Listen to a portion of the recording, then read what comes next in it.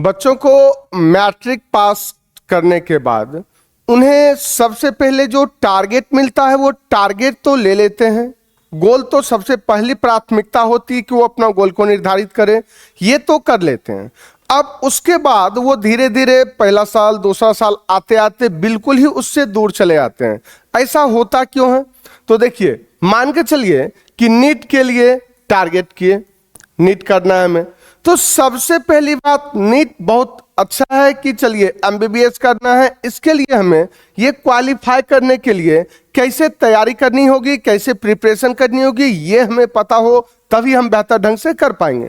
तो 11th and 12th ये syllabus है, 11th एंड 12th कंप्लीट ये सिलेबस है एनसीईआरटी।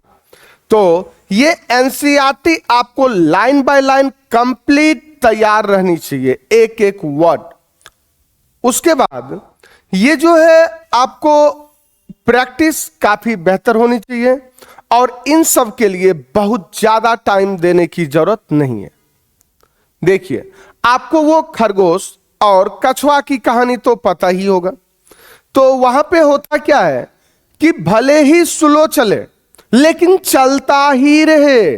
अगर वो चलता ही रहेगा तो मंजिल पे पहुंच पाएंगे, अदरवाइज आप एक बार बहुत स्पीड से चल लिए और फिर स्लो हो गए तो फिर आप खरगोश की तरह नहीं पहुंच पाएंगे।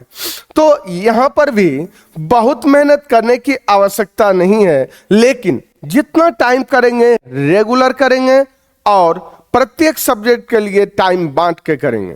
तो यहां देखिए, इसका जो होगा बायो, ये 90 क्वेश्चन पूछा जाएगा, जिसमें एक क्वेश्चन पे 4 मार्क्स होता है, यानी 360 टोटल मार्क्स का हुआ। फिजिक्स ये 45 क्वेश्चन होंगे, ये भी 4 मार्क्स के होंगे, 180। फिर केमिस्ट्री ये भी 45 क्वेश्चन होंगे, 4 मार्क्स का, 180। टोटल हो गया 720 मार्क्स। 720 में 600 से ऊपर का टारगेट लेके अगर हम चलें तो आराम से ये हो सकता है।